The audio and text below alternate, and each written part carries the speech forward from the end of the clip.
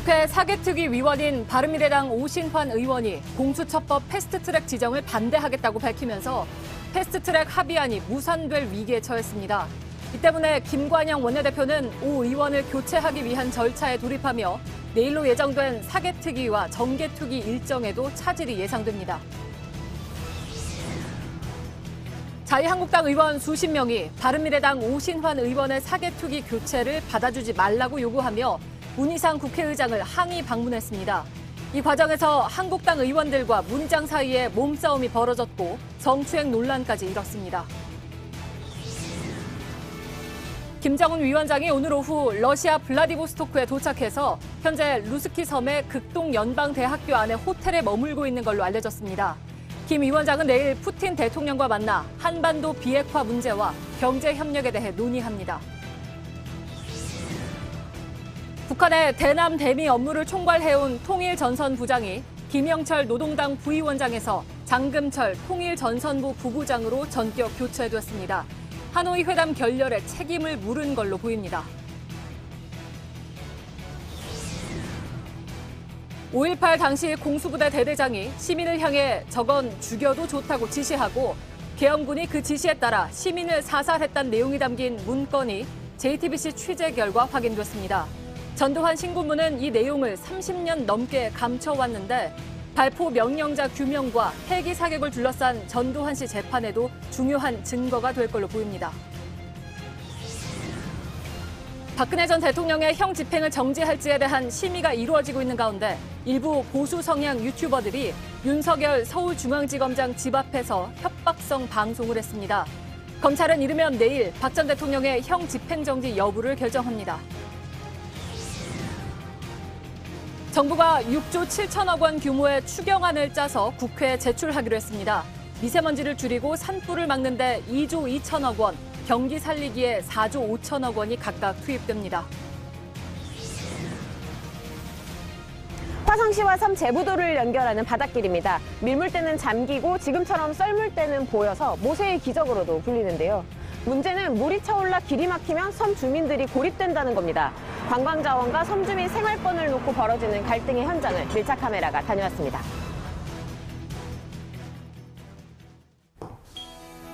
공기청정기가 도로 위로. 내일을 바꾸는 현대수소 전기차. 예, 시청자 여러분, JTBC 뉴스룸을 시작하겠습니다.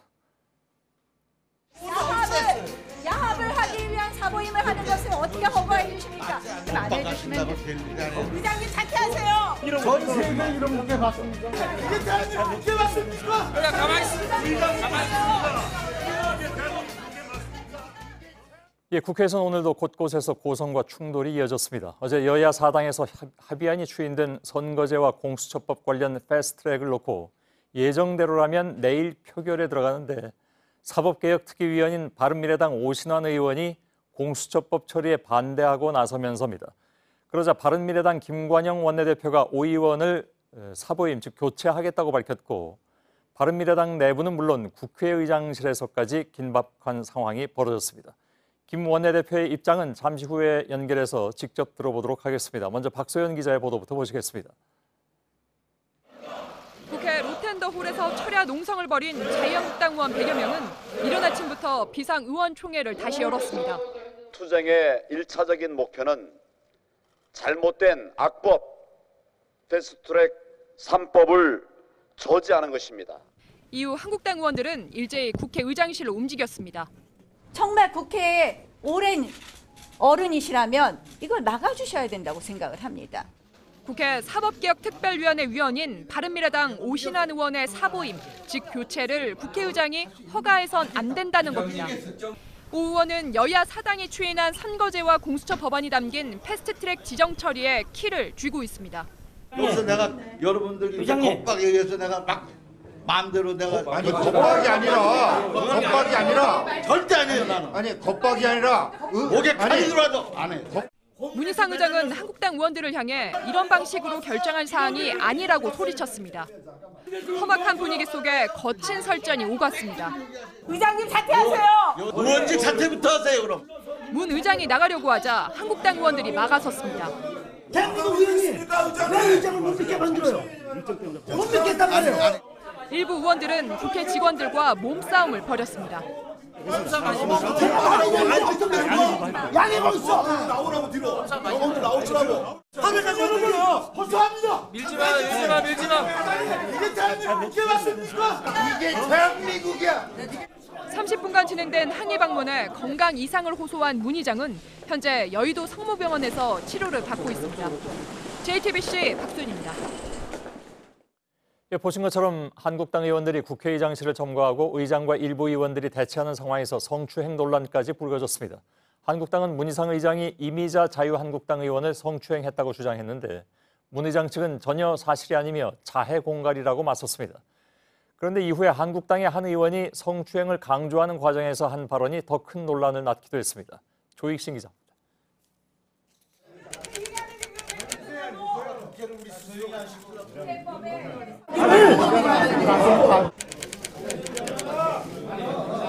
아니 이미자 이 사람이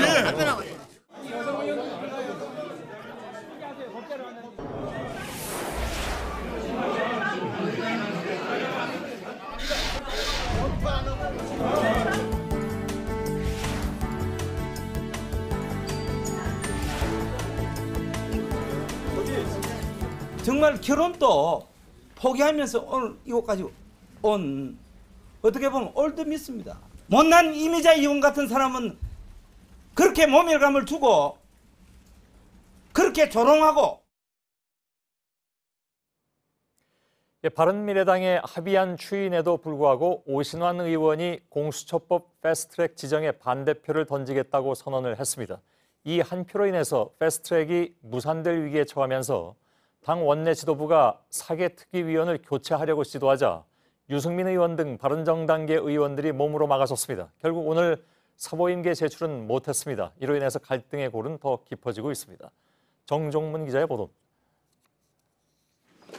오늘 오후 바른정당계 의원들이 사보임 공문 제출을 막기 위해 국회 의사과로 몰려갔습니다. 사개특위위원을 오신환 의원에서 최입의 의원으로 교체한다는 소식이 전해지면서입니다. 같이 여기서 밤새는 수가 있어요. 앞서 오늘 오전 오 의원은 공수처 설치안의 신속 처리 안건 지정에 반대하겠다는 입장을 밝혔습니다. 공수처안을 패스트트랙으로 지정하기 위해선 해당 상임위원회 5분의 3 이상이 찬성해야 합니다. 그런데 바른미래당 소속 위원 중 한 명이라도 반대표를 던지면 이 숫자를 채울 수 없어 지정이 무산됩니다. 이에 따라 합의를 이끌어온 김관영 원내대표는 사보임을 강행했고 바른정당계 위원들은 지도부 사퇴 요구로 맞섰습니다. 이제 손학규 대표 또 김관영 원내대표 그다음에 지도부 전원은 더 이상 저는 당을 끌고 갈 자격이 없다고 생각합니다. 즉각 퇴진할 것을 요구하고 저는 김관영 원내대표가 과연 어떤 의도로 이렇게 당을 분탕질하고 있는 것인지 이 모든 책임을 지고 즉각 사퇴할 것을 저는 요구합니다. 오 의원의 사보임 논란으로 당내 갈등은 더 깊어졌고 공수처안을 패스트트랙으로 지정하기 위한 사개특위 일정도 불투명해졌습니다. JTBC 정종문입니다. 나경원 자유한국당 원내대표는 김관영 바른미래당 원내대표가 민주당에 나중에 갈 수도 있다 이렇게 말한 적이 있다고 주장했습니다. 바른미래당은 민주당의 이중대다라는 자신들의 주장에 힘을 싣기 위한 것으로 보입니다. 이에 대해서 김관영 원내대표는 그런 말을 한 적이 없다고 부인하고 이간질이라면서 강하게 반발하고 있습니다. 먼저 임소라 기자의 보도입니다. 나경원 원내대표가 의원총회에서 갑자기 비공개 원내대표 회담 이야기를 꺼냈습니다.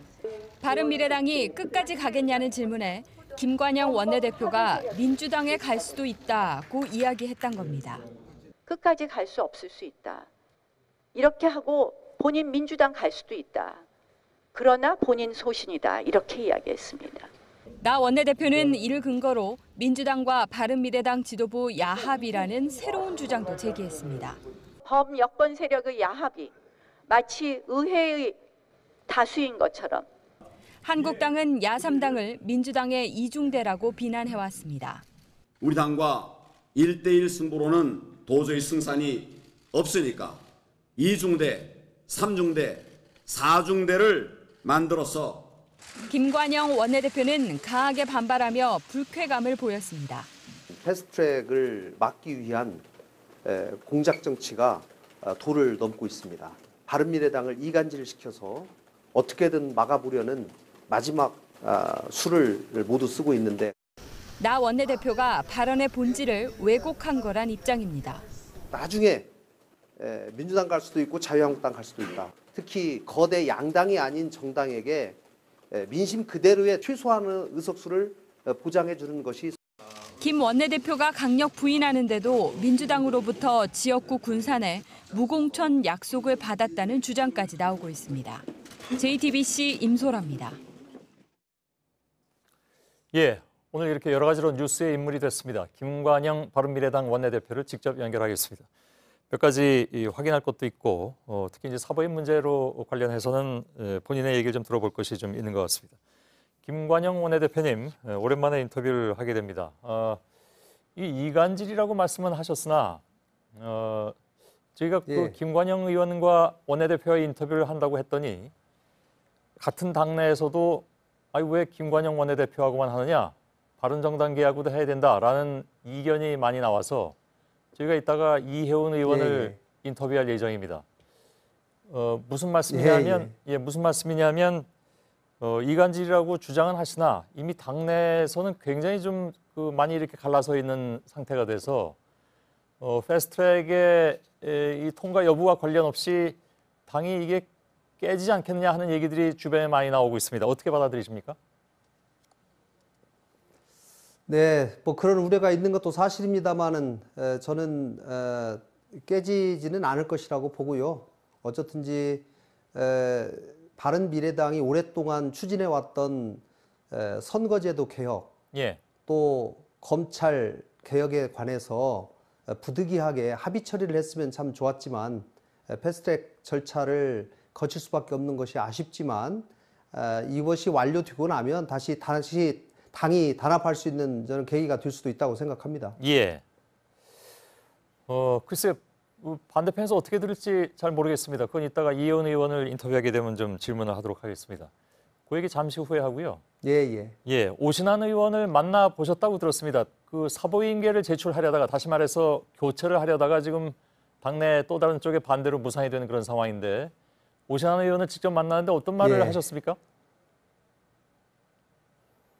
가능하면 사개특위 위원으로서 제대로 활동을 하면서 패스트트랙에 좀 참여를 해달라라고 말씀을 드렸습니다. 왜냐하면 어제 어렵사리 당에서 공식적으로 투표를 통해서 합의안이 추인이 됐기 때문에 원내대표로서는 또 추인안을 이행해야 될 또 책임이 있는 것도 사실입니다. 그렇기 때문에 오 의원님이 여기에 좀 협조를 해달라라고 말씀을 드렸고요. 오 의원님이 본인이 아침에 밝힌 소신을 굽히지 않는 취지로 계속 말씀을 하셔서 그렇다고 하면 본인의 소신을 끝까지 지킬 수밖에 없는 점은 충분히 이해를 한다. 그러나 당이 좀 단합할 수 있기 위해서는 좀 사임을 해주시면 어떠냐 또 그런 얘기까지 했습니다. 그런데 또 거부를 하시고 이래서 제가 그러면 어쩔 수 없이 사보임계를 제출하겠다라고 제가 이제 양해를 부탁드렸는데 그리고 나서 아마 이제 서류가 제출되는 것을 알고 될 것임을 예상하고 아마 여러 의원님들이 의사과 앞에서 농성을 하고 있는 것 같습니다. 많이 안타깝습니다. 결국 이제 문희상 의장이 그걸 받아들일까요? 그동안 국회에 오랜 관례들이 있는데요. 원내대표가 사보임을 요청하면 그동안 한 번도 예외 없이 의장은 교섭단체 대표의 의사를 존중해서 처리를 해왔었습니다.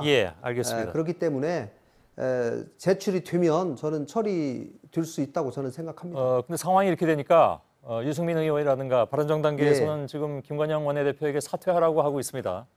대답을 하신다면요? 어제 무려 4시간 가까운 오랜 토론을 끝에 또 반대하시는 분들이 강하게 요구를 해서 당초에는 기명투표 방식이었습니다만 또 무기명 비밀투표까지 또 했었습니다. 그 과정을 통해서 이렇게 투표 결과가 나왔는데 투표 결과에 대해서 승복하지 못하고 이렇게 계속 방해하면서 행동하는 것이 대단히 아쉽습니다. 예. 민주 정당에서 오랜 토론 끝에 결론이 나온 것에 대해서는 좀 승복하는 그런 문화를 보여주기를 간곡히 호소합니다. 알겠습니다. 다시 드리자면 원내대표 사퇴는 없다. 그리고 사보임계는 내일 제출할 것이고 관례상 그것은 통과될 것이다. 이렇게 믿고 계시다는 말씀으로 이해를 하도록 하겠습니다. 근데 마지막 질문 드리죠. 오늘 긴 인터뷰는 못하니까요. 예. 만일에 아까 말씀드린 대로 어떤 결과가 나오든지 간에 당이 최악의 상황으로 가면 나경원 원내대표가 얘기한 것처럼 들었다고 얘기했는데 민주당으로 돌아간다. 어떻게 답변하시겠습니까? 제가 그 얘기가 말이죠. 이 원내대표끼리 3명이서 만나서 얘기를 하다 보면 정말 많은 얘기를 합니다. 이 얘기 저 얘기 하는데 제가 어떤 이 선거제도 개편의 필요성에 관한 저의 소신을 얘기하면서 제가 거대 양당에 있었다면 선거제도 개혁의 절실함을 느끼지 못했을 거다. 그런데 3당에 와보니까 굉장히 절실히 느끼더라. 나중에 제가 민주당에 갈 수도 있고 자유한국당에 갈 수도 있다. 그러나 만약에 내가 양대 정당에만 있었다면 이런 절실함을 못 느꼈을 텐데 이것이 바른미래당에 있다 보니 소신으로 생겼다. 이렇게 얘기를 했는데 뭐 그 자유한국당으로 갈 수도 있다라는 얘기는 쏙 빼고 민주당으로 갈 수 있다는 얘기만 하면서 뭐 마치 제가 민주당 이중대인 것처럼 또 그렇게 얘기를 하면서 이렇게 얘기하는 것은 패스트트랙을 어떻게든지 막아보려고 편가르기를 하려고 하는 공작 정치의 일환이다 저는 생각합니다. 그건 혹시 나경원 원내대표 입장에서 들어보자면 김관영 원내대표가 그 거대 양당 양쪽 어디로든 갈 수 있다고 얘기는 하지만 속마음은 민주당인데 민주당이라고 얘기하기 어려우니까 자유한국당도 끼워서 얘기한 것이다. 이렇게 받아들일 소지는 없을까요? 저는 그 당시에는 그렇게 받아들이지 않았다고 생각하고요. 실제로 뭐 제가 이 자리에서 할 얘기는 아닙니다만은 저기 나경원 대표가 저한테 자유한국당으로 입당을 하고 여러 번 얘기했습니다. 그렇습니까? 그건 언제 있었던 일입니까? 뭐 그렇게 비공식적으로 또 얘기하다 보면 뭐 농담처럼 또 그런 얘기 하죠. 이 패스트트랙 제발 좀 하지 말라고 얘기하면서. 알겠습니다. 그 얘기는 처음 듣는 얘기네요.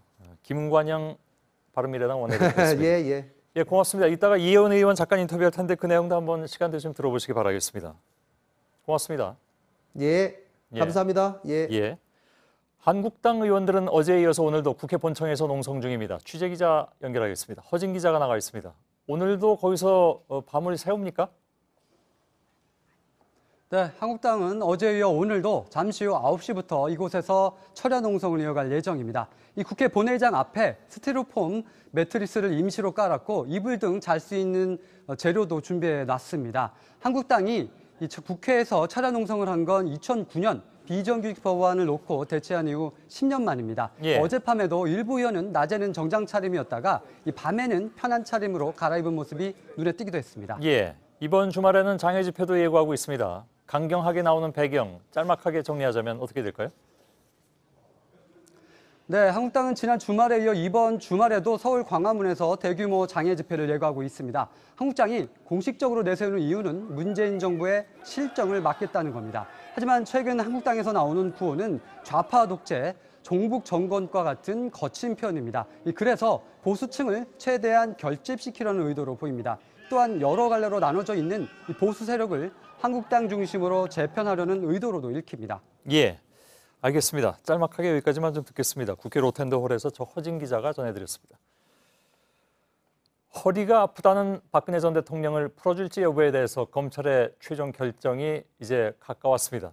검찰의 결정을 앞두고 박 전 대통령 지지자들의 석방 주장도 노골적으로 바뀌고 있습니다. 이르면 오늘 검찰에서 논의를 할 것이라는 얘기가 나왔는데 서울중앙지검 취재기자 연결하겠습니다.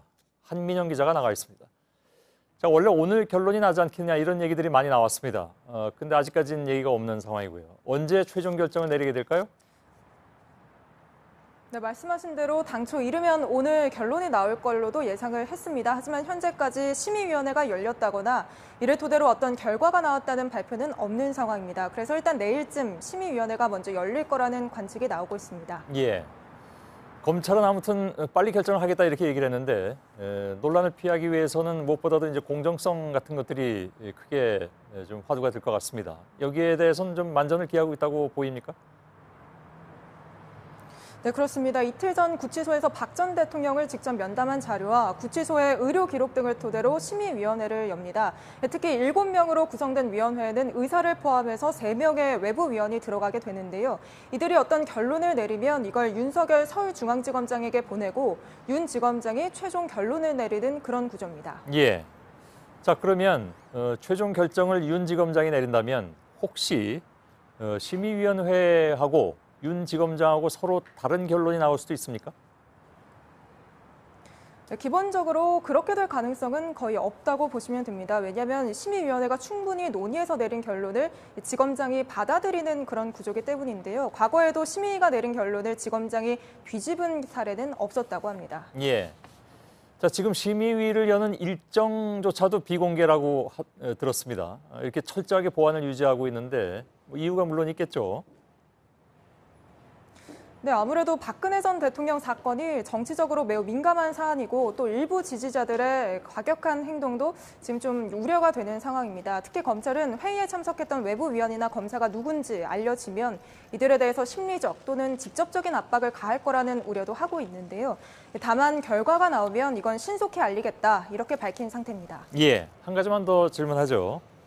심의위원회가 언제 열리는지 또 어디서 열리는지 이게 철저하게 보안이 지켜지고 있다고 아까 이제 말씀을 드렸는데 그렇다면 오늘 물론 결론이 안 나왔지만 한민영 기자도 모르는 사이에 지금 혹시 열리고 있고 오늘 밤중에 혹시 결론이 나올 가능성도 전혀 배제할 수는 없습니까? 어떻게 봐야 됩니까? 일단은 지금 다 일과 시간이 맞췄기 때문에 심의위원회가 오늘 중으로는 열리지 않을 걸로 저희가 확인을 했습니다. 다만 내일쯤에는 심의위원회를 열고 또 그걸 검토하는 과정이 또 있을 수도 있을 것 같습니다. 예, 알겠습니다. 그 일과 시간이 문제가 되는군요. 한민영 기자였습니다. 실제로 박 전 대통령의 지지자들은 행동으로 나서는 모양새입니다. 오늘 한 유튜버는 윤석열 중앙지검장 자택 앞에서 협박하는 방송까지 했습니다. 법 집행기관에 대한 중대범죄라는 의견이 법조계에서 나오고 있습니다. 여기서 나온 발언들이 도를 넘어서 지금 경찰이 수사를 검토하고 있습니다. 김선미 기자입니다. 오늘 오전 한 유튜버가 윤석열 서울지검장 자택 앞에서 실시간 방송을 했습니다. 박근혜 전 대통령의 형 집행을 정지하라고 주장한 겁니다. 암시를 주기 위해서 지금 현재 나와 있습니다. 압박하러 온 겁니다. 욕설을 하고 급기야 두 손에 날계란을 들고 협박도 했습니다. 윤 지검장의 차량 번호를 알고 있다며 정문으로 나오면 일부러 차에 부딪히겠다고까지 했습니다. 내가 날계란 2개 갖고 있어. 차량 넘버 다 알고 있어. 그냥 차량에 가서 그냥 부딪혀버리죠 뭐. 우리가 자살 특공대로서 너를 죽여버리겠다 라는 걸 보여줘야죠. 법조계에선 법 집행기관을 협박하는 것은 중대범죄라는 목소리가 나옵니다. 과거 박 전 대통령 수사 당시에도 한 지지자가 박영수 특검의 집 앞에서 야구방망이를 휘둘렀다가 논란이 된 바 있습니다. 검찰은 이번 사안 역시 심각하다고 판단해 수사를 검토하고 있습니다. 오늘 오후엔 대한애국당과 다른 단체 회원 500여 명이 서울중앙지검 인근에서 집회를 열었습니다. 형 집행 정지 신청이 받아들여지지 않을 경우 대한애국당은 국제사회에 누린 자의적 구금 현실을 고발할 것이다.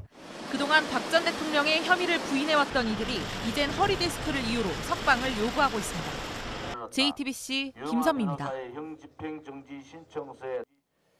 김정은 북한 국무위원장이 오늘 오후에 열차를 타고 블라디보스토크에 도착했습니다. 김정은 위원장 집권 이후 처음이고 합의문 없이 끝난 2차 북미 정상회담 이후에 북한의 첫 외교 행보이기도 합니다.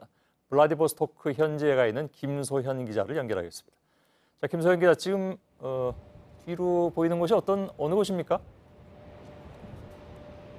네, 저는 지금 김 위원장이 도착한 블라디보스토크 역에서 가까운 시내에 나와 있습니다. 제 뒤로 보이는 건 시내를 가로지르는 금각교입니다. 이곳에 도착한 김 위원장도 이 금각교를 통해서 회담장과 숙소가 있는 루스키 섬으로 이동했습니다. 예. 여기저기 돌아본다는 얘기도 조금 나오긴 했는데 지금은 숙소에 있겠죠? 네, 지금은 김 위원장이 회담장과 숙소가 있는 극동 연방대학교에 머물고 있습니다. 지금까지 아직 특별한 움직임이 감지되지 않아서 아마 내부 만찬을 하고 있는 걸로 보입니다. 푸틴 러시아 대통령은 오늘 밤 늦게나 내일 아침 일찍 이곳에 도착할 걸로 알려졌습니다. 앞서 김 위원장이 이곳에 도착한 건 우리 시간으로 오후 5시쯤이었는데요. 당시 이곳 역주변 경계는 굉장히 삼엄했습니다. 당시 화면을 잠시 보시겠습니다. 예.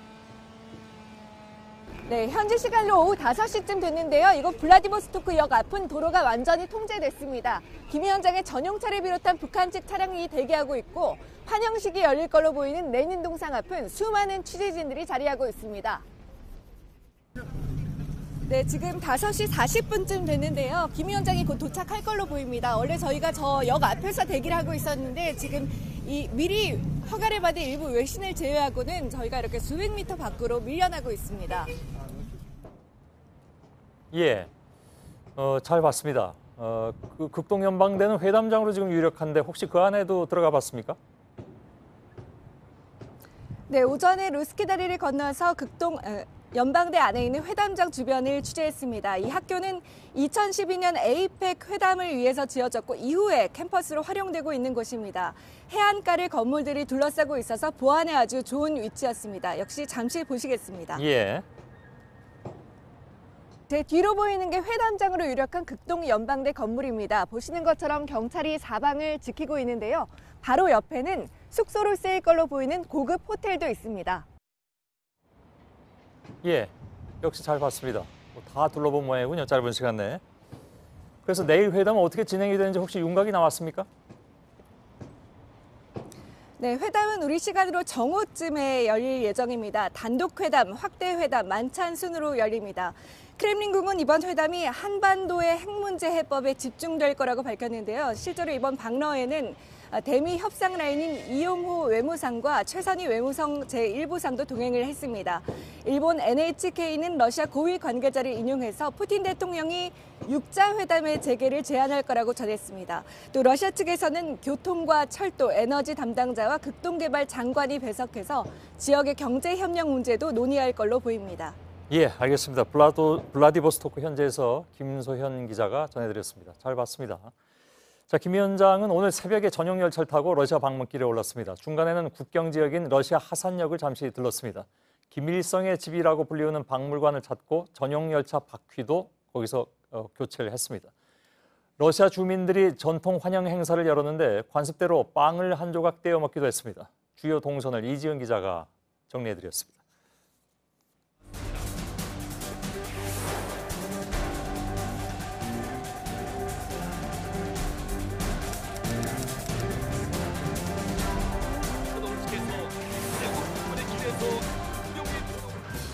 김 위원장의 전용 열차는 현지 시간 오전 10시 30분 러시아 하산역에 도착했습니다. 곧바로 러시아 측의 환영 행사가 열렸습니다.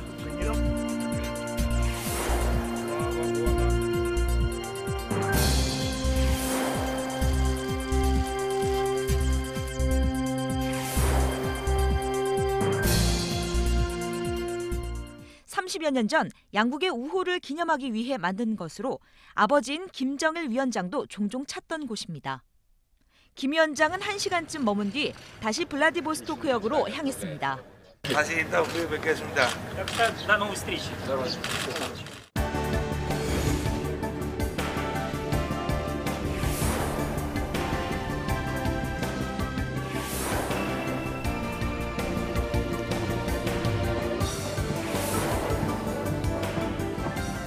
오늘 하루에만 1000여 킬로미터를 달려온 김 위원장은 내일 푸틴 대통령과 첫 공식 회담을 시작합니다. JTBC 이지은입니다.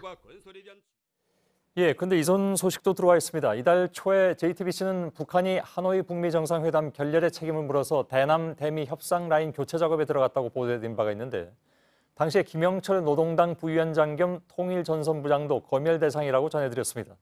최근에 통일전선부장이 김영철에서 장금철이란 인물로 바뀐 사실이 확인됐습니다. 매우 중요한 변화죠. 신진 기자입니다. 국회 정보위원회 관계자는 북한 통일전선부장이 김영철 노동당 부위원장에서 장금철 통일전선부 부부장으로 바뀌었다고 밝혔습니다. 앞서 한 외교 소식통은 하노이 북미 정상회담 결렬 이후 북한이 김정은 위원장의 지시로 대남대미 협상 라인 인사들에 대한 검열에 들어갔다고 설명했습니다. 당시 우리 정보당국은 김영철 부위원장도 검열 대상에 포함됐다고 밝혔습니다. 특히 김 부위원장의 회담 결렬에 책임을 묻게 될 것이라는 전망이 컸습니다. 실제로 김 부위원장은 이번 북러 정상회담 수행단에서도 빠져 외교 핵심 자리에서 물러난 게 아니냐는 관측이 나왔습니다. 다만 정보위 관계자는 김영철 부위원장이 완전히 실각된 것은 아닌 것으로 보인다고 설명했습니다. 대남대미 협상 라인에서만 물러났을 뿐이라는 겁니다. 김 부위원장은 당 정치국 위원과 국무위원회 위원 직함을 유지하고 있습니다. JTBC 신진입니다. 대미 협상의 창구 역할을 하던 김영철을 교체하면서 바뀐 장금철이 그러면 누구인가 여기에 관심이 모아집니다. 그런데 통일부 인물 정보에도 올라와 있지 않을 정도로 우리에게는 익숙지 않은 인물입니다. 비핵화 협상보다는 대남 민간 교류 업무를 해왔다고 합니다. 박현주 기자입니다. 장금철 부장은 과거 민족화해협력 범국민협의회와 조선아시아 태평양 평화위원회에서 민간 교류 관련 업무를 맡아왔습니다. 지난 11일 노동당 7기 4차 전원회의에서 노동당 부장에 임명돼 당 중앙위원회 위원으로 곧바로 선임됐다는 보도가 나오기도 했습니다.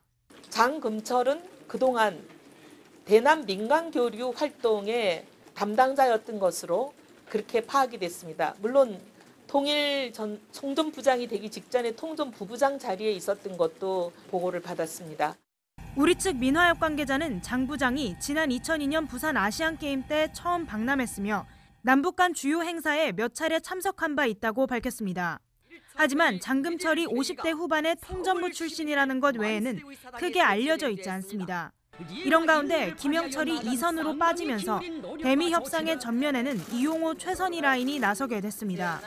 강경파인 군사정보통 대신 외교 전문가를 창구에 세우는 겁니다. 이는 대미 전략에도 변화를 예고하고 있는데 인사 내용 자체로 미국에 주는 메시지도 작지 않다는 분석이 나옵니다. JTBC 박현주입니다. 1980년 5월 광주 계엄군의 발포와 관련된 의미 있는 기록을 JTBC가 확인했습니다. 당시 공수부대 대대장이 시민을 향해서 저건 죽여도 좋다 이렇게 지시하고 계엄군이 그 지시에 따라서 시민을 사살한 사실이 드러났습니다. 전두환 씨와 신군부는 그동안 자위권, 즉 자신들을 지키기 위해서 총을 쐈을 뿐이라고 주장해왔죠. 그러나 JTBC가 확인한 11공수 상황일지 원본에는 계엄군이 시민을 사살해서 시범을 보였다 이렇게 나와 있습니다. 유선혜 기자입니다. 국방부가 1985년과 1988년 작성한 11공수 상황 일지입니다.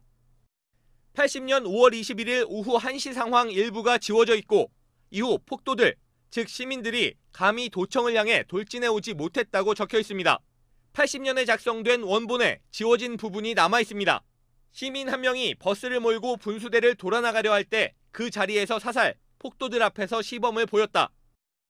공수부대원의 자필 수기는 더 자세합니다. 버스가 오고 있을 때 대대장이 저건 죽여도 좋다고 했고 중대장이 병사에게 실탄을 줘 조준 사격을 했습니다. 운전을 하던 시민은 내리다 쓰러졌습니다. 멀리서 이제 시민들한테 본보기로 확인 사살을 한 거죠. 그러다 보니까 시민들이 실제 여기 내용과 같이 감히 도청을 향해 돌진해 오지 못했다. 문건을 토대로 당시 상황을 재구성해보면 시민들과 계엄군이 대치한 상황에서 시민 한 명이 모는 버스가 앞으로 나왔습니다. 상황일지에 분수대를 돌아나가려 했다고 적었기 때문에 계엄군을 향해 돌진한 건 아니었습니다. 하지만 대대장은 전쟁터에서나 있었던 사실상 직결 심판으로 사살해 시민들에게 시범을 보였습니다. 국방부는 이 부분을 30년 넘게 지웠습니다. JTBC 유선입니다. 시민을 사살해서 시범을 보였다는 문건. 이 부분은 5.18 진상규명의 핵심인 발포 명령자와도 관련이 있습니다. 정치부의 유선희 기자와 짚어보겠습니다. 쓴 단어 하나하나가 굉장히 좀 충격적입니다. 저건 사살해도 된다라든가 또 뭡니까? 좀 아까 나왔던 게 시범을 보였다. 시범을 보였다. 자, 핵심은 두 가지인 것 같습니다. 사살을 지시한 대대장이 누구인가, 그리고 그걸 누가 지웠는가.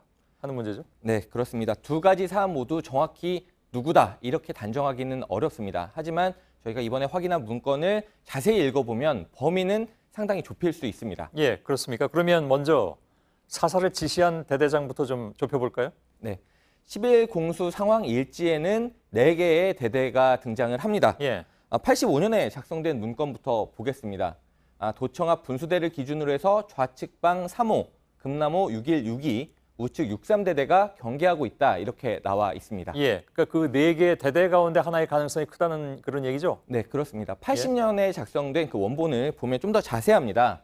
6.1, 6.2대대가 전열, 6.3대대는 15m 후방에, 3호 대대는 도청 울타리 벽에 있다 이렇게 돼 있습니다. 예. 당시 상황을 그래픽으로 좀 재구성을 해보면 지금 상황은 좀 이해를 돕기 위해서 시민들하고 계엄군의 사이를 좀 벌려놨는데 사실은 계엄군의 위치가 이제 분수대 더 가까이 와 있는 걸로 봐야 됩니다. 예, 그리고 뒤에 있는 도청도 이제 저와 좀 더 가까운 3호대대 쪽에 있다고 봐야 되고 6.1대대와 6.2대대가 이제 맨 앞에 있고 6.3대대는 15m 뒤에 3호대대는 도청 울타리 쪽이니까 이제 버스와는 약간 먼 쪽에 있었던 것으로 보입니다. 예. 그러니까 문건으로 좁혀볼 수 있는 건 일단 여기까지고 이 가운데 어떤 대대장이라고는 나와 있지 않기 때문에 여기서부터 출발해서 추가 조사가 필요해 보입니다. 예. 위치로 유추할 수 있는 부분은 없나 보죠? 지금 저희가 파악한 것으로 보자면. 네, 그러니까 6.1, 6.2대대가 이제 사실은 전열, 그러니까 앞에 쪽에 나와 있었고 예. 이제 버스와 가까운 쪽에 있었던 건 맞습니다. 6.3대대는 좀 더 뒤에 있었고 3호대대는 버스와 좀 먼 쪽에 있었으니까 아마도 6.1, 6.2대대가 이제 가장 가까이 있었다는 부분까지는 유추를 할 수가 있습니다. 이제 그 어디까 이제 추론이긴 합니다만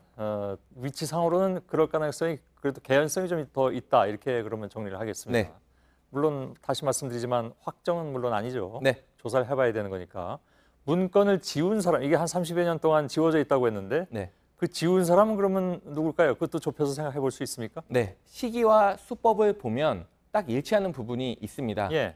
국방부 5.18 특조위에서 조사관으로 활동을 하면서 이제 왜곡 조직에 대해서 특히 진상 규명을 해왔던 전남대 김희송 교수의 의견을 먼저 들어보겠습니다. 예. 85년 같은 경우는 802위원회가 활동을 했던, 그래서 안기부가 주도했던 애국 조직이 활동을 했던 시기고, 1988년은 국방부의 이제 5.11 연구위원회가 활동을 했던 시기. 그래서 예. 지금 방금 김희송 교수가 얘기한 5.11 연구위원회, 이건 사실은 저희들이 2년 전에도 보도해드린 바가 있습니다. 네. 이 자막 내용에 약간 오해가 있을 수 있는 부분이 있는데 애국 조직이 아니라 왜곡 조직입니다. 왜곡 조직. 예, 왜곡 조직이 있었고 다른 문건으로 5.11 연구위원회의 수법을 먼저 보겠습니다. M16 7탄을 30발씩 나눠줬다. 이런 문건을 보면 발포 명령제와 관련된 사안이니까 수정해라. 이렇게 지시를 합니다. 또 실탄이 지급돼서 사격 지시가 내려졌다는 것도 최초 사격 시기와 관련해서 시비 대상이 될 수 있으니까 고쳐라. 이런 식으로 바꿉니다. 예. 실제 이런 내용들이 삭제되거나 고쳐지는데 이번 10일 공수 상황일지도 똑같은 수법입니다. 아, 그런가요? 예, 10일 공수 상황일지를 보면 계엄군의 APC 장갑차가 시민들 향해서 위협 사격을 했다라는 부분도 있는데 이 부분도 고쳐서 오히려 계엄군이 당했다라는 식으로 조작한 부분이 확인이 됐습니다. 예. 그게 다 비슷한 수법이라면 하나의 어떤 계통에 의해서 그렇게 됐을 가능성을 생각해 볼 수도 있겠군요. 네, 그렇습니다. 예. 자, 새로 발견된 문건에 뭐 새로운 내용도 또 있습니까? 그렇습니다. 계엄군의 사살 직후, 사살 시간은 5월 21일 오후 1시경으로 적혀 있는데 그 직후인 오후 3시의 상황입니다. 수기를 보면 오후 3시 30분에 경계 헬기 한 대가 왔다 이렇게 나와 있습니다.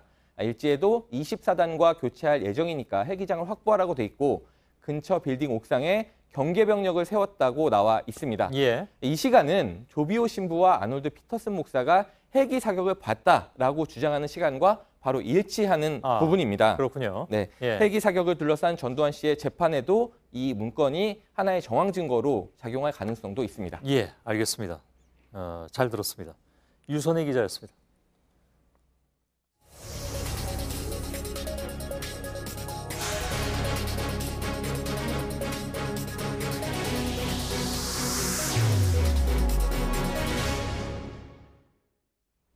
네, 정부가 6조 7천억 원 규모의 추경안을 짜서 내일 국회에 내기로 했습니다. 재작년 슈퍼 추경, 지난해 미니 추경의 중간 정도인 중형급 규모입니다. 처음에는 미세먼지 대책으로 추진되다가 경기가 꺼지는 조짐에 각종 민생 대책까지 담았습니다. 미세먼지는 오늘도 수도권에선 예상을 뒤집고 매우 나쁨 상태가 하루 종일 계속됐죠. 먼저 이번 추경안에 담긴 미세먼지 대책은 무엇이고 어느 정도 효과가 기대되는지 강신우 기자가 보도합니다. 추경 예산 중 미세먼지 대책에 배정된 금액은 1조 5천여억 원입니다. 이 중 가장 큰 비중을 차지하는 게 노후경유차 폐차 지원 비용입니다. 현재 노후경유차를 폐차하면 165만 원의 보조금을 받을 수 있습니다. 그러나 늘 예산이 부족해 상반기 안에 다 떨어지곤 했습니다. 올해도 정규 예산으로 편성된 보조금은 15만 대분에 불과합니다. 이번 추경으로 보조금 예산 2,400억여 원이 추가 투입됩니다. 당초 목표의 2.7배인 40만 대를 폐차할 수 있습니다. 또 1,100억여 원을 들여 9만 5천 대의 배기가스 저감 장치를 부착할 계획입니다. 오염물질을 배출하는 건설기계 9천 대의 엔진을 교체하는 데도 900억 원이 배정됐습니다. 15년 이상 된 가정용 보일러 교체비 20여만 원을 전액 지원하고 청소차 보급도 늘릴 계획입니다. 도심에서 냉난방 장치를 켠 채 오래 주차해서 원성을 사온 경찰버스도 손봅니다. 아예 전기 수소차로 교체하는 방안도 검토했지만 일단 시동을 끈 채 냉난방을 할 수 있는 차량을 도입키로 했습니다. 저공해 차인 전기차, 수소차를 늘리고 충전 시설도 대폭 확충합니다. 미세먼지 배출량의 38%를 차지하는 공장에도 추가 예산이 쓰입니다. 180여 개 사업장에 1,000억여 원을 투입해 먼지 집진, 여과 시설을 마련합니다. 서해안 국가측정망을 설치하는 등 국외 유입 미세먼지 감시 사업도 확대합니다.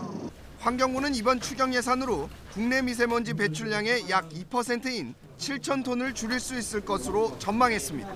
JTBC 강신우입니다. 네, 정부의 추경안을 뜯어보면 규모는 크지 않아도 눈에 띄는 사업들이 있습니다. 얼마 전 강원도 산불된 열악한 환경에서 악정고투하는 소방관들의 모습이 조명을 받았죠. 이들을 지원하기 위한 예산도 이번 추경안에 포함됐습니다. 성화선 기자입니다. 밤을 새워 불길을 쫓던 소방관이 컵라면으로 끼니를 때웁니다.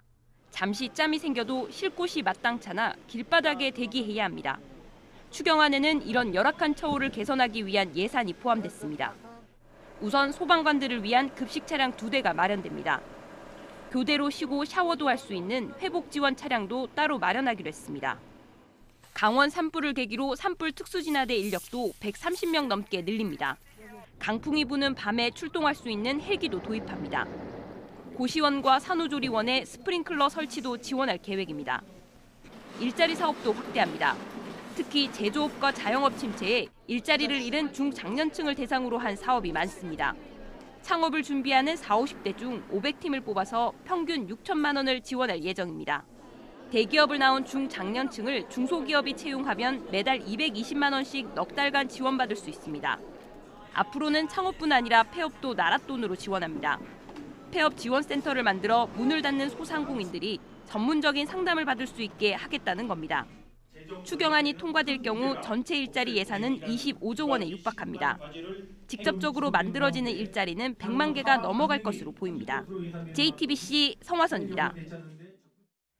불법 영상물을 찍어 퍼뜨린 혐의로 재판에 넘겨진 가수 정준영 씨의 공소장에 그동안의 범죄가 적나라하게 담겼습니다. 정 씨는 대만의 호텔과 서울의 술집 등 장소를 가리지 않고 영상을 찍었고 모두 14번에 걸쳐 퍼뜨렸습니다. 함께 재판에 넘겨진 버닝썬 직원 김모 씨는 자신이 성폭행하는 장면을 찍어 단톡방에 올렸습니다. 김필중 기자입니다. 가수 정준영 씨의 공소장 마지막 쪽엔 범죄 혐의가 표로 정리돼 있습니다. 먼저 불법 촬영물을 퍼뜨린 횟수는 모두 14번이라고 적혀 있습니다. 2015년 11월부터 약 7개월 동안 새벽부터 한낮까지 시간을 가리지 않고 단톡방에 동영상과 사진을 올렸습니다. 찍은 장소도 여러 곳입니다. 2015년 12월엔 대만의 한 호텔과 집에서, 같은 해 11월엔 서울의 술집에서 불법 촬영을 했습니다. 한 번 찍은 사진을 되풀이해서 올리기도 했습니다. 정 씨와 같은 단톡방에 있었던 버닝썬 직원 김모 씨는 불법 촬영과 함께 성폭행을 저지른 혐의로도 재판에 넘겨졌습니다. 김 씨는 불법 촬영물을 11번 퍼뜨렸는데 여기엔 미국의 리조트에서 누군가를 성폭행하는 것도 있습니다. 공소장엔 김 씨가 알 수 없는 이유로 잠에 취해 의식을 잃은 피해자를 성폭행했다고 적혀 있습니다. 상습범으로 지목된 두 사람은 다음 달 10일부터 재판을 받게 됩니다. JTBC 김필중입니다. 고 장자연 씨 사건의 증인으로 나섰던 윤지호 씨가 캐나다로 출국했습니다. 작가 김수민 씨에게 명예훼손 등의 혐의로 고소를 당한 지 하루 만입니다. 김 씨 법률 대리인을 맡았던 박훈 변호사는 윤 씨를 사기 혐의로 추가 고소하겠다고도 밝혔습니다. 윤 씨는 맞고소하겠다고 했습니다. 박병현 기자입니다. 윤지호 씨가 인천공항에 도착한 건 오늘 오후 4시쯤. 당시 윤 씨는 인터넷 방송을 통해 자신의 출국길을 실시간으로 알리고 있었습니다. 제 범죄자예요? 장난하세요? 뭐 하시는 거예요 지금 이거? 캐나다로 출국이 예정돼 있었다고도 주장했습니다. 갑자기가 아니라 4월 4일부터 저 엄마 아프시다고 했고. 어제 작가 김수민 씨는 고 장자연 씨의 죽음을 이용하고 있다며 윤 씨를 명예훼손과 모욕 혐의로 고소했습니다. 오늘 김 씨의 법률 대리인 박훈 변호사는 윤 씨를 사기 혐의로 추가 고발하겠다고 밝혔습니다.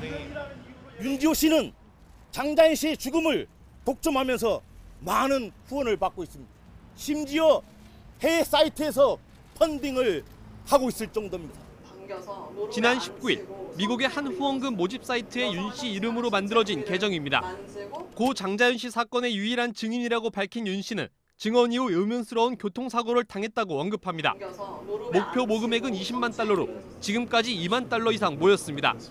하지만 박 변호사는 윤 씨가 김 씨와 나눈 카카오톡 대화 내용을 공개하며 관련 내용이 허위라고 주장했습니다. 윤 씨가 당시 교통사고를 대수롭지 않게 여겼다는 겁니다. 윤 씨는 어차피 진실은 가려질 거라며 재수사가 온전히 착수되는 게 중요하다고 소셜미디어에 밝혔습니다. 또 JTBC 취재진에게 재단 등을 통해 들어온 후원금은 전혀 사용하지 않았다며 김 씨 등을 맞고소하겠다는 입장도 밝혔습니다. JTBC 박병현입니다. 최근 들어서 시진핑 중국 국가주석이 의장들을 사열하는 걸음걸이를 놓고 논란이 이어지고 있습니다. 어제 관함식에서도 다소 부자연스러운 움직임이 드러났습니다. 미국의 월스트리트 저널은 건강 이상설을 주목하면서 중국의 불안정한 후계 구도를 지적했습니다. 베이징에서 신경진 특파원입니다. 중국 해군 창설 70주년 관함식입니다. 사열함에 오르는 시진핑 주석의 걸음이 다소 불안해 보입니다. 베이징 외교가에선 외국 감정에 손을 흔드는 표정도 자연스럽지 않다고 평가했습니다. 지난 3월 말 프랑스 방문 당시 환영 행사에서는 발을 약간 저는 모습이 카메라에 잡혔습니다. 지난해 12월 포르투갈 방문 시 뚜벅뚜벅 걷던 모습과 다릅니다. 마크롱 프랑스 대통령이 시 주석과 보폭을 맞추는 모습도 눈에 띕니다. 의자에 앉을 때도 두 손으로 의자를 꽉 쥡니다. 자유아시아 방송에 이어 미국 월스트리트저널이 시 주석의 건강에 의문을 제기했습니다.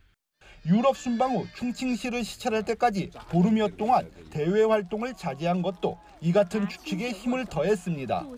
시 주석의 걸음걸이는 중국의 후계자가 없는 현실을 부각시켰습니다. 시 주석은 지난해 개헌으로 주석 임기제를 폐지하며 종신 집권의 길을 열었습니다. 올해 6월로 만 66세입니다.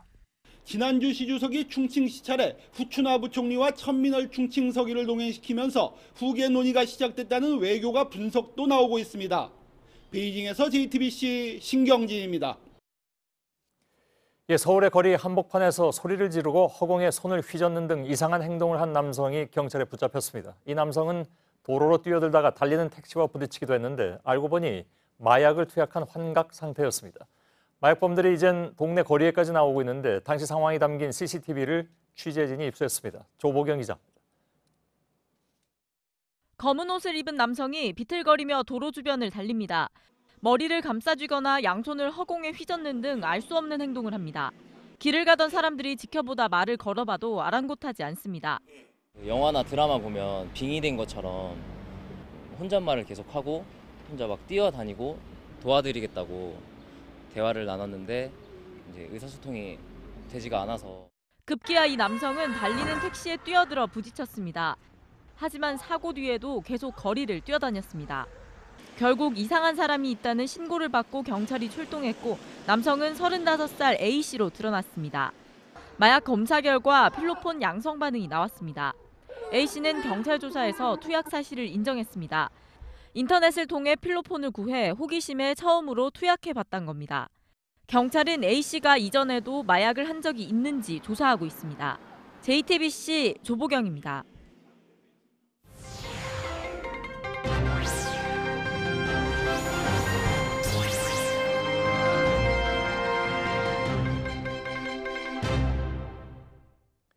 미성년자에게 성범죄를 저지른 사람이 감옥을 나오면 1대1로 밀착 감시하는 조두순법을 지난주부터 시행하고 있습니다. 비슷한 범죄를 막기 위해서는 기존의 전자발찌 착용만으로는 부족하다는 불안감 때문이죠. 실제로 현장에선 전자발찌 착용자들을 제대로 감시하는 게 쉽지 않다고 합니다. 시청자 여러분들의 취재 요청을 직접 확인하는 뉴스미션, 이번 주에는 박준우 기자가 보호관찰관들을 따라가 봤습니다. 성범죄자에게 채우는 전자발찌 제도를 도입한 지 올해로 벌써 11년째입니다. 이제는 착용자만 해도 3,000명을 넘어섰는데요. 이들의 일거수일투족을 제대로 감시하고 있는지 뉴스미션이 한번 따라가 보겠습니다. 오전부터 쉴 새 없이 경보음이 거의 안 되는데. 수원에 뭐야 이거? 재택장 움직였네? 아 확인해봐. 전자발찌 착용자가 집에 있는지 알려주는 감지 장치를 누군가 건드린 겁니다. 전화를 건우선도 덩달아 바빠집니다. 지금 소리 나죠? 수원에 전화할 테니까요. 담당 직원 전화 받아서. 전자발찌 신호가 갑자기 끊길 때도 있습니다. 예, 신호 실종인데 지금 전화를 안 받아가지고 전화드렸거든요. 출동 좀 조치 부탁드리겠습니다. 네. 이럴 땐 보호관찰관들이 직접 확인하러 나가야 합니다. 아침부터 계속 신호가 막 끊겼다가 살았다 하다가 오후에는 아예 좀 안 돼요. 급하면 관제실에서 현장 CCTV를 곧바로 연결해 뭘 하는지 확인합니다. 그럼 오른손 한번 들어보실래요? 그러면 지금 학교 근처는 출입금지 지역이니까 빨리 이동해 주십시오, 지금. 하루에 들어오는 경보는 평균 12,000건, 1분에 8건꼴입니다. 관찰관들은 밤에도 늘 비상등입니다. 제가 들고 있는 건 음주 측정기입니다. 술을 마실 경우에 재범 위험이 높은 전자발찌 부착자들의 경우에 사전에 예고 없이 집으로 찾아가서 음주 측정을 하기도 합니다. 술 안 드시죠? 그러니까 그거 한번 재러 왔어요. 관찰관들은 늘 욕설과 폭력에 시달린다고 말합니다. 술에 취해선 전화로 다짜고짜 욕을 하거나 네가 오늘 벌어지는 일은 네가 책임져야 될까? 한번 우리 한번 해보자. 발찌 착용자가 외출 제한 시간을 어긴 걸 알고 출동한 관찰관에게 행패를 부리기 일쑤입니다. 지금 하지 마세요.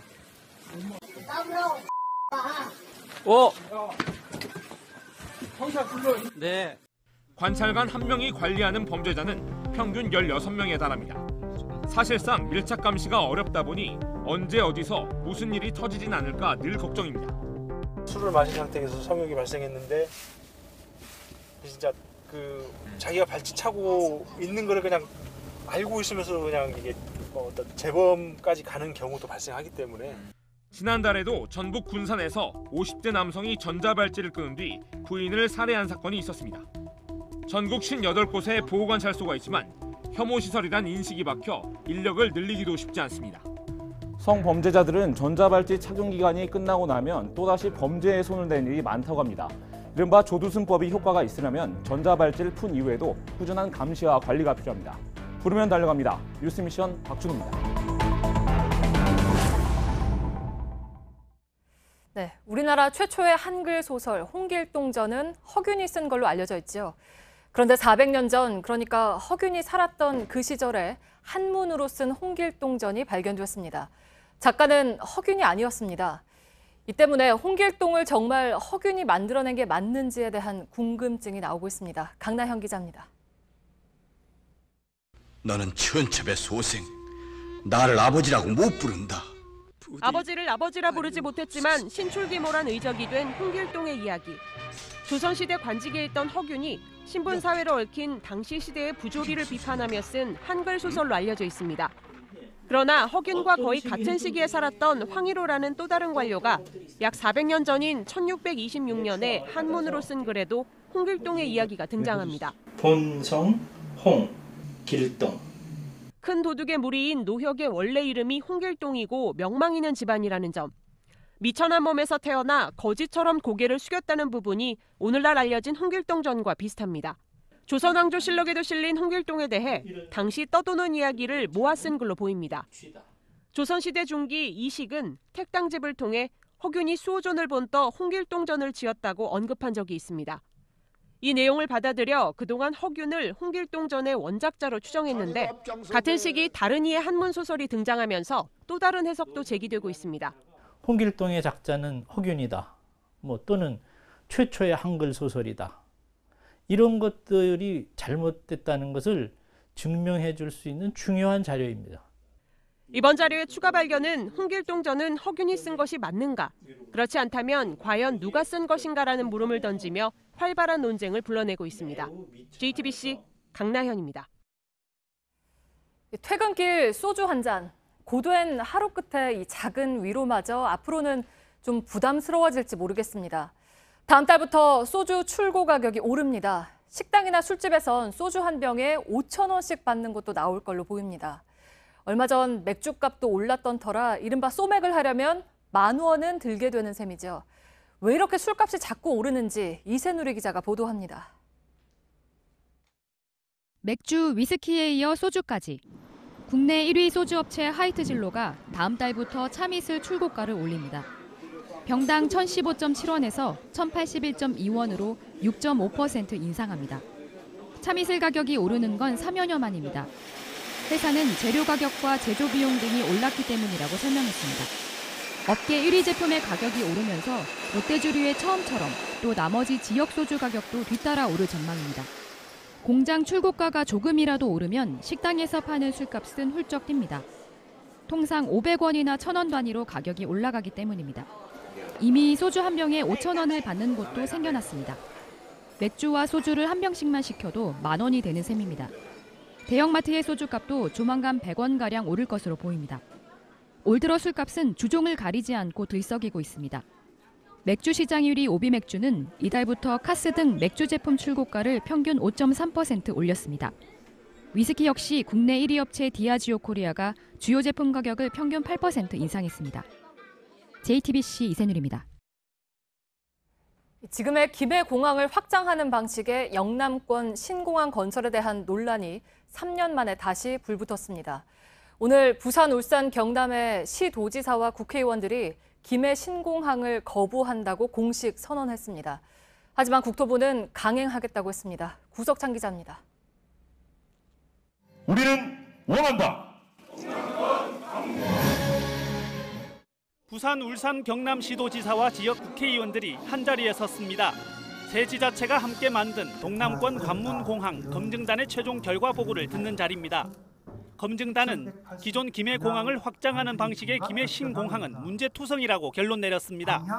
비행기가 안전하게 뜨고 내리려면 활주로가 최소 3,700m는 돼야 하는데 500m 짧게 설계됐다는 겁니다. 또 V자 형태여서 항공기의 충돌 위험이 크다고도 했습니다. 명시적으로 표현만 안 했을 뿐 사실상 부산 가덕도 재추진과 다름없습니다.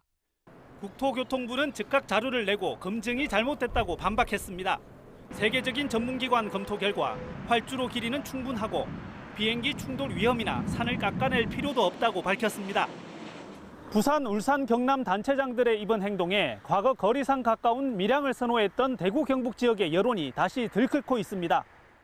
대구시장과 경북지사는 공동 성명을 내고 3년 전 정부 결정과 합의를 뒤집는 정치적 행위라고 비판했습니다. 검증단은 국무총리실에 이 문제를 다시 다뤄달라고 요청했지만 총리실은 받아들일 수 없다는 입장입니다. JTBC 구석찬입니다. 미국 CBS 방송이 그룹 방탄소년단 인터뷰 영상에서 동해를 일본해로 표기했다가 수정했습니다. CBS 방송은 방탄소년단을 소개하면서 동해를 일본해로 단독 표기한 지도를 썼고 BTS 팬들의 항의가 잇따르자 일본해 표기를 삭제했습니다.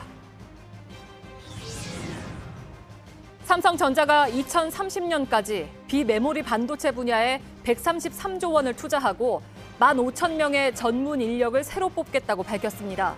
상대적으로 경쟁력이 약한 시스템 반도체 등을 집중적으로 키우겠다는 겁니다. 비메모리 반도체 시장은 삼성이 세계 1위인 메모리 반도체 시장의 2배 규모입니다. 한진그룹 지주사인 한진칼이 조원태 대한항공 사장을 회장에 선임했습니다. 선친 고 조양호 한진그룹 회장의 장례를 치른 지 8일 만입니다. 이로써 조 사장은 그룹 숭배의 첫 발을 디뎠지만 완전한 경영권 확보를 위해선 선친 지분을 안정적으로 상속해야 합니다. 중국에서 최근 숫자 7이 8번 연속 이어지는 휴대전화 번호가 391만 위안, 우리 돈 약 6억 7천만 원에 낙찰됐다고 현지 언론이 보도했습니다. 이 번호는 원래 하얼빈의 한 회사 회장의 것이었는데 소송에 걸려서 부동산 등과 함께 압류돼 경매 시장에 나왔습니다. 핸드볼 하면 우리 생애 최고의 순간, 우생순이란 말로 기억되죠. 뭔가 부족한 현실에서 번번이 기적을 만들어낸 이야기. 오늘 우리 핸드볼은 류은희 선수가 일군 10년 만에 해외 진출 소식에 오랜만에 웃었습니다. 온누리 기자입니다. 보고도 막기 힘든 골로 번뜩이는 패스로 코트를 휘저으며 류은희는 소속팀을 우승으로 이끌었습니다. 맘껏 웃어도 모자란 날 우승 세리머니는 눈물이었습니다. 너무 기뻐서 또 그동안 너무 힘들어서 너나 할 것 없이 울음이 터졌습니다. 류은희에겐 팀과 함께하는 마지막 시즌, 프랑스 리그 파리 팀으로 옮겨 2년간 뛰기로 했기 때문입니다. 수비수 3명이 막아도 제자리에서 뛰어올라 골을 꽂아넣고 상대가 알아채지 못하는 패스로 주위를 놀라게 하는 류은희. 작지 않은 180cm의 키, 그리고 왼손을 쓴다는 특별함 속에 슛을 가로막는 수비도 뛰어납니다. 2번의 올림픽과 2번의 아시안게임을 치르며 어느새 29, 핸드볼의 10년 만에 해외 진출 소식을 전했습니다. 차가운 무관심 속 적은 선수로 늘 기적에 도전하며 영화 같은 이야기를 써왔던 핸드볼. 그러나 올림픽 때만 반짝하는 인기 때문에 한대볼이란 씁쓸한 별명도 붙었습니다. 그 속에서도 윤경신과 강재원, 홍정호 등 선수들이 유럽 무대로 뛰어들며 가치를 드러냈지만 이후엔 내리막길을 걸었고 최근엔 해외 진출길이 도통 열리지 않았습니다. 현재 우리나라 핸드볼 선수는 남녀 통틀어 1,600여 명, 5년 전보다 200명이 줄었습니다. 힘도 그때보다 더 줄면서 오히려 예전보다 더 어려워진 지금, 류은희의 유럽 진출은 우리 핸드볼에 또 다른 희망을 던져주고 있습니다. JTBC 온누리입니다.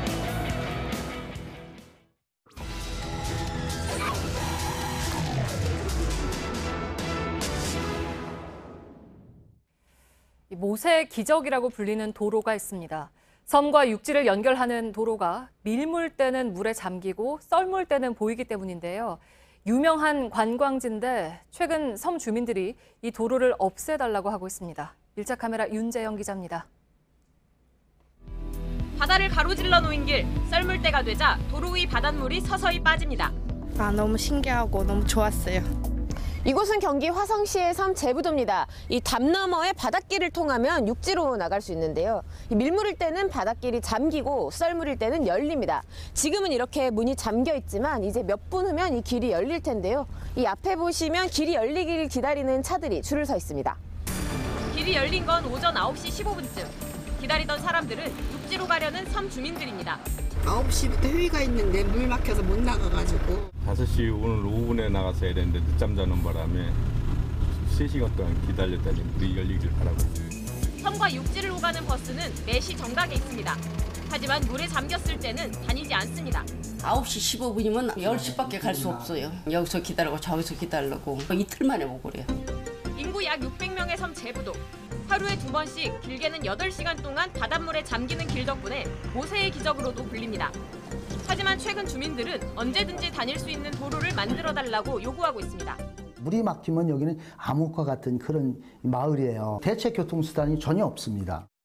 문이 잠긴 채 초등학교 분교가 방치돼 있습니다. 약 10년 전에 건물을 새로 지었지만 학생 수가 줄면서 지금은 폐교를 한 겁니다. 실제 섬에 사는 아이들은 모두 육지로 학교를 다니고 있습니다. 9시에 물이 열려버리면 자연스럽게 지각이 되는 거예요. 새벽 4시에 나가서 데리고 있다가 등교 시간이 되면 데려다 주고. 사고 대처에도 취약할 수밖에 없습니다. 제부도 안에 소방서입니다. 구급차는 없고요. 보시면 소방차 한 대가 있지만 이 바닷길이 닫혔을 때는 큰 불이 나도 이 한 대로만 불을 꺼야 합니다. 실제 불이 났을 때 대처가 늦어진 적도 있습니다. 물이 닫힌 상황이었어요. 지원이 왔으면 금방 이제 진압하실 수 있는 상황이었는데 이미 전소는 다 된 상황에서 이제 바닷길이 열리고 섬에는 보건소와 함께 헬기장, 경비정이 있습니다. 의료도구 같은 게 없으니까 의사는 없어요. 응급수단을 활용하지 못해 가족을 잃은 경우도 있습니다. 가슴이 너무 아프다고 막 그래가지고 헬리콥터 부르고 막 그러면 된대 했는데 아무 생각이 안 나요. 막 진짜 물이 막힐 생각만 나고. 화성시는 도로를 만들기 어렵다는 입장입니다. 생태계가 훼손되고 관광 가치도 떨어진다는 겁니다. 만드는 것에 대한 외부인들의 반응도 엇갈립니다. 다리가 낮아 있으면 아무 때나 우리가 문의 안 하고 올 수가 있잖아. 되게 매력이 있다고 생각하거든요. 그 다리가 생겨버리면 그 특색이 없어지는 거니까. 최근 화성시가 민간 사업자를 통해 섬과 육지를 잇는 케이블카를 설치할 계획을 밝히며 갈등은 더 커지고 있습니다. 케이블을 타고 나가서는 움직일 수 있는 게 없습니다. 기상이변이 있을 때 케이블카를 이용할 수가 있겠습니다. 앞으로 약 3시간 뒤까지 바닷길은 물에 잠깁니다. 그 시간 동안 주민들의 불안은 더 커질 수밖에 없을 겁니다. 관광 자원을 보존하는 것뿐 아니라 주민 불안을 덜어줄 방법을 찾는 것도 정부가 해야 할 일입니다. 밀착 카메라 윤재영입니다. Yeah, airism has been such a big part of my life. I would recommend it for everyone because of the performance of the shirt, the way it makes you feel, it keeps you cool, and makes me happy. And who wouldn't want that? I travel a lot. When I wake up in the middle of the flight, I sometimes realize that I was sweating, but then it dries quickly, so it's never disgusting, you know? Out of all Uniqlo, airism is definitely my favorite. 예, 저희가 일부에서 김관영 바른미래당 원내대표를 연결한 바가 있죠. 어제 오늘 뭐 굉장히 이걸로 당내에서 시끄러운데 다시 말하면 이제 오신환 의원을 결국 이제 사개특위에서 사보임할 것이냐, 그러니까 교체할 것이냐, 이걸 가지고 당이 지금 거의 의견이 갈라져 있는 그런 상황입니다. 아신 것처럼 바른미래당은 바른정당 출신 그리고 국민의당 출신들이 있죠. 김관영 원내대표만 인터뷰할 수가 없는 그런 상황이 됐습니다. 워낙 치열하게 지금 붙어있기 때문에. 그래서 바른정당 출신에 뭐 이런 거 다 안 따지더라도 아무튼 바른미래당의 이혜원 의원을 잠깐 좀 급히 연결했습니다. 오랜만입니다. 앞서 김관영 원내대표 얘기를 네. 혹시 들으셨는지 모르겠는데 오신환 의원은 아무튼 교체한다. 그러니까 사보임한다. 그 방침을 정했고 그것이 국회의장한테 넘어가면, 물론 지금 그 문희상 의장은 한국당 의원들하고 이렇게 부딪히다가 지금 어디입니까 병원에 가 있습니다만은 뭐 내일이라도 퇴원하면 관례상 그 사보임 손은 받을 수밖에 없다라는 것이 이제 김관영 원내대표의 얘기였습니다. 만일에 그래서 진짜로 그게 통과가 되고 사보임이 되면, 즉 교체가 되면 어떻게 하실 생각이십니까? 저희는 끝까지 이 부분을 막으려고 합니다. 천부당한 만부당한 일입니다. 왜냐하면 어제 의총에서 저희들이 표결을 할 때 표결 전에 약속을 미리 받겠다. 약속을 받아야만 표결에 들어가겠다라고 강하게 요구했고 여러 번 김관영 원내대표가 약속을 했습니다. 첫 번째는 이건 당론 아니다. 두 번째는 당론이 아니기 때문에 누구에게도 강제할 수 없다. 세 번째는 강제할 수 없기 때문에 여기에 따르지 않는 의원을 사보임할 수 없다. 이 세 가지 약속을 하라고 요구했고 본인이 여러 번 약속했습니다. 그래서 그 약속을 전제로 표결에 들어간 것인데 표결에서 한 표 차이로 자기가 원하는 대로 이겼다고 그 약속을 뒤집고 이렇게 정치의 신이 국민들 앞에 대한 도리 다 버리는 것은 정치할 사람이 할 일이 아닌 것은 물론이고 알겠습니다. 사람으로서 할 수 없는 일이라고 봅니다. 굉장히 지금 표현을 강하게 하셨습니다. 그런데 제가 아까 그 부분을 김관영 원내대표한테 직접 물어보진 않았습니다만 취재한 기자에 따르면 그런 약속을 한 적은 없다라는 것이 김관영 원내대표의 입장이던데요? 정말 기겁할 일입니다. 수많은 증인들이 있고 바른정당 출신의 8명만 그 얘기를 수없이 하는 것을 여러 번 들었다라고 증언을 한다면 저희의 진실성을 국민들이 의심하실 수도 있겠지만 문제는 국민의당 의원들이 오늘 기자회견 하지 않았습니까? 분명히 그 약속을 들었다고.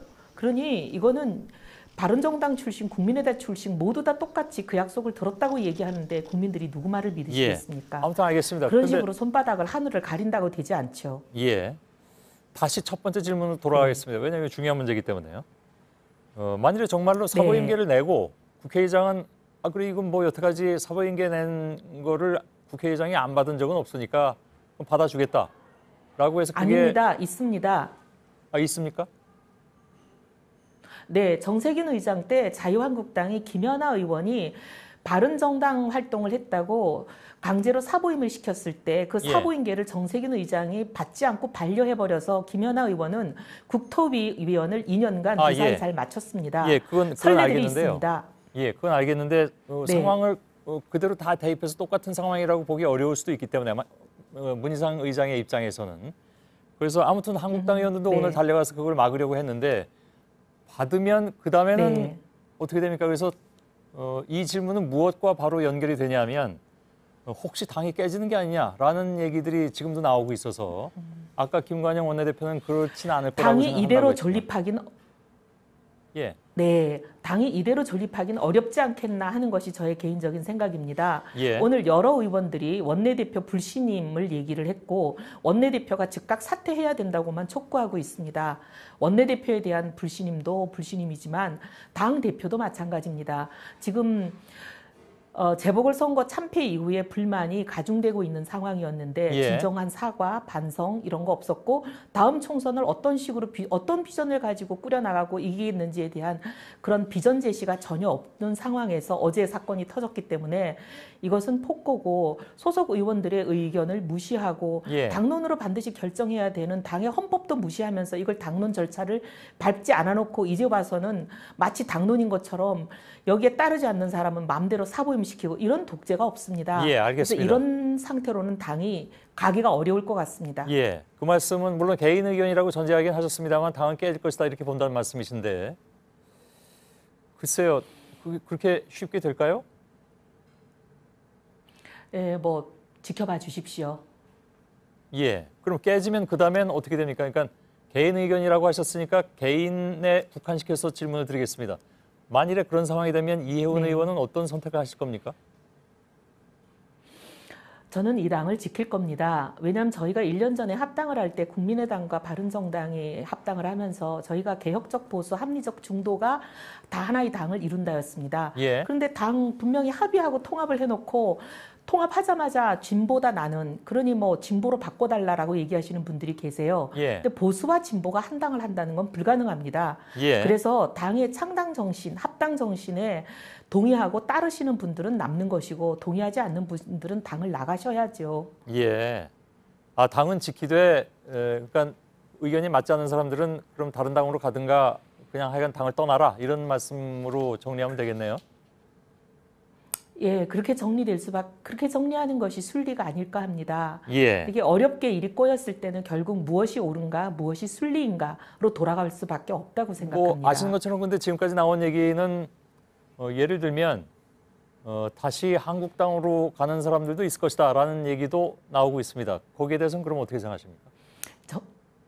정치권에는 온갖 억측이 난무하죠. 예. 각자의 상상대로 말씀하시는데 그런 일은 없고요.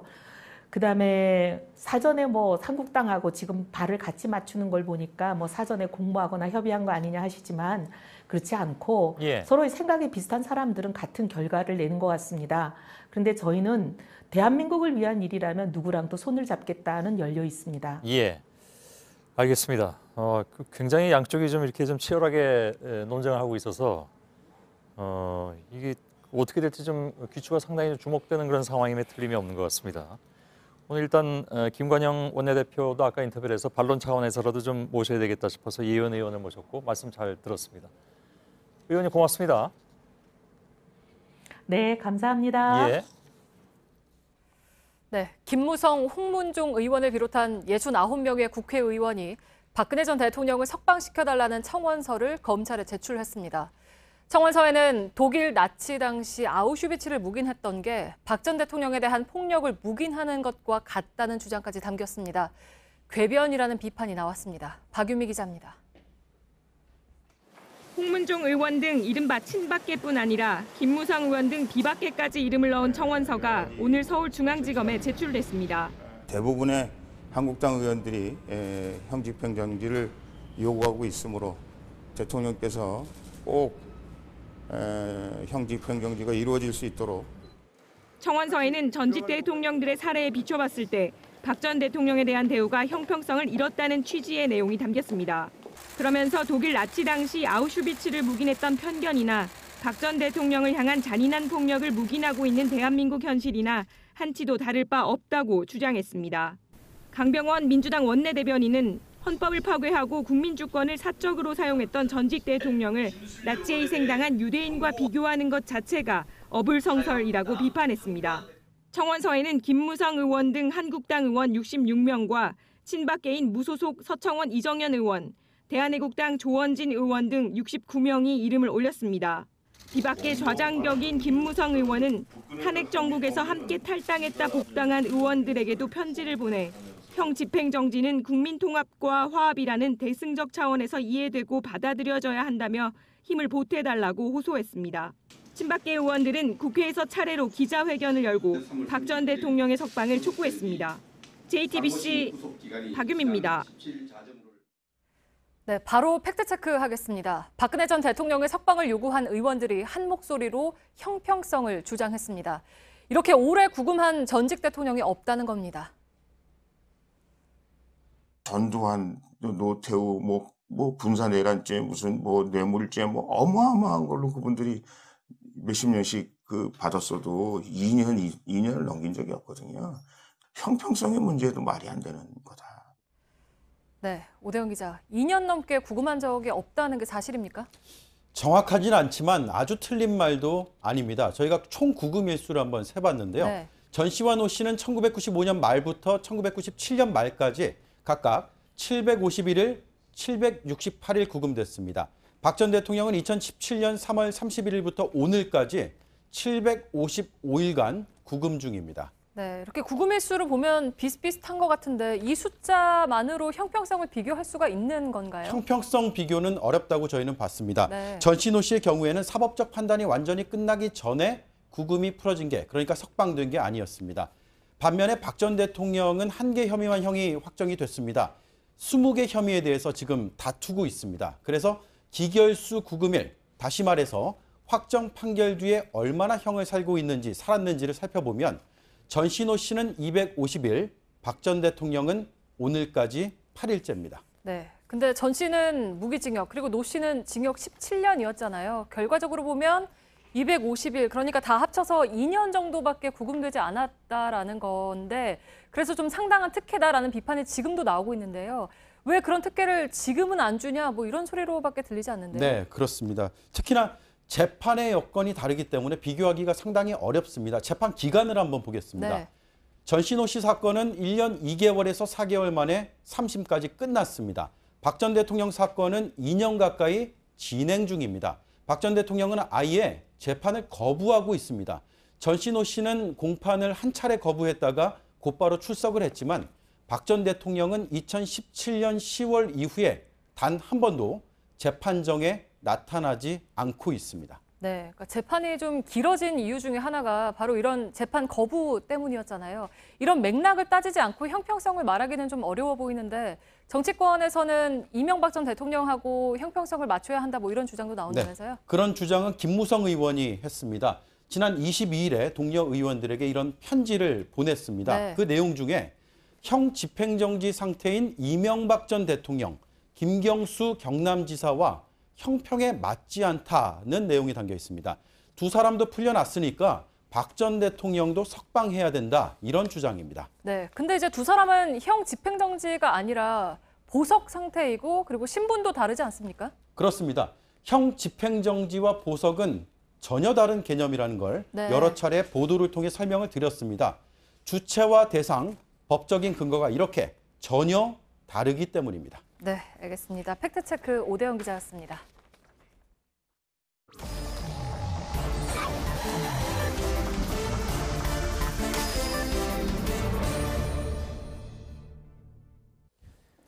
예, 비하인드 뉴스를 시작하겠습니다.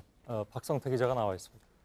첫 번째 키워드 열죠? 예, 첫 키워드는 긴박했던 하루로 잡았습니다. 오늘 국회 상황 얘기하는 겁니까? 그렇습니다. 선거법과 공수처법의 패스트트랙 지정을 두고 국회가 하루 종일 긴박했습니다. 몇 가지 장면으로 긴박했던 하루를 정리해봤는데요. 첫 번째 장면은 철야입니다. 어제 한국당 의원들이 10년 만에 국회 노텐더홀에서 전원이 철야 농성을 벌였습니다. 저렇게 다 숙면을 취했고요. 아침에 대부분 일어났는데 일부 의원들은 밤늦게까지 토론을 했는지 아침에 잘 못 일어나서 동료 의원들이 지금 윤상현 의원이 김모 의원을 깨우고 있는데 약 5분 정도 깨우는 장면이 있기도 했습니다. 예, 깨우는데 5분이나 걸렸나요? 예, 저희가 시간을 재봤더니 툭툭 치기도 하고 꽤 오랫동안 깨웠습니다. 예. 두 번째 장면은 겁박으로 잡았는데요. 오신환 의원이 오전에 소셜미디어에 자기는 패스트트랙에 반대한다고 얘기를 하자 한국당 의원들이 국회의장실로 몰려갔습니다. 문희상 의장에게 사보임을 허락하지 말라고 요구하는 건데요. 문희상 의장이 겁박하지 말라고 하고 한국당은 이게 무슨 겁박이냐고 했는데 앞서 보면 이제 약 1대 50으로 있었기 때문에 장면에 숫자만 놓고 보면 겁박 분위기도 있었습니다. 침착을 유지하던 문희상 의장이 좀 중반부터 갑자기 발끈했는데요. 발끈하게 된 계기, 그 말은 이은재 의원의 발언이었습니다. 직접 들어보겠습니다. 의장님 사퇴하세요. 의원직 사퇴부터 하세요 그럼. 의원직 사퇴를 왜 합니까? 제가 뭘 잘못했다고? 뭐 이은재 의원은 예의 그 사퇴를 다시 또 들고 나왔군요. 뒤에 이제 보좌진들과 그리고 취재 기자들도 많이 있었는데 한쪽에서는 나올 게 나왔구나라고 웃는 모습도 잠깐 있었습니다. 옆에 의원들이 저렇게 말리기도 하고 저 사퇴 이후에 사퇴하세요 소리 이후에 문희상 의장이 의장실을 빠져나가려고 하다가 몸싸움이 일어났고요. 이 와중에 성추행 논란까지 번지면서 그럼 오늘 하루 종일 알려진 일이기도 하죠. 양쪽이 다 쇼크를 주장하며 병원으로 갔습니다. 그 패스트트랙이 이제 그 뭡니까?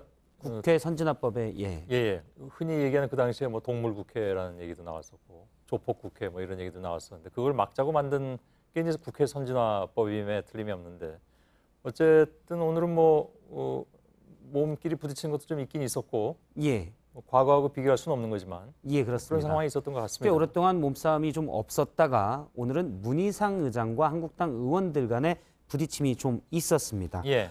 본인의 의사에 반한 사보임이 적법하냐를 두고 한국당에서도 상당히 많이 주장을 했고 반발을 했는데요. 김관영 원내대표가 앞서도 잠깐 나왔지만 오신환 의원을 찾아서 목욕탕까지 가서 설득을 했는데 일단 오늘은 설득에 실패했고 내일쯤 사보임을 신청할 것으로 보입니다.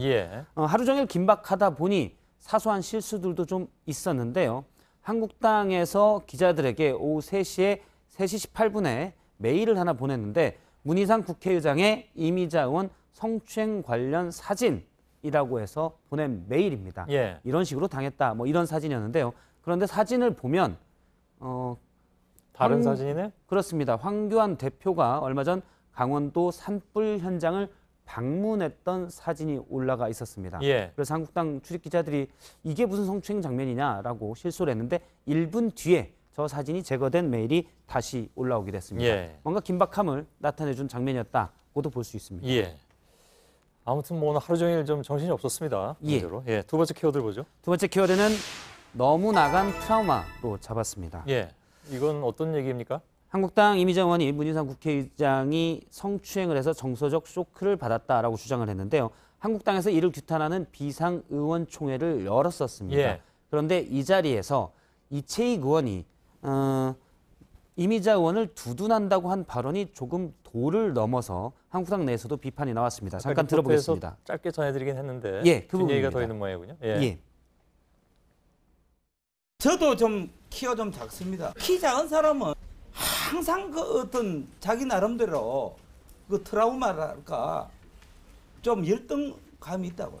정말 결혼도 포기하면서 오늘 이곳까지 온 어떻게 보면 올드미스입니다.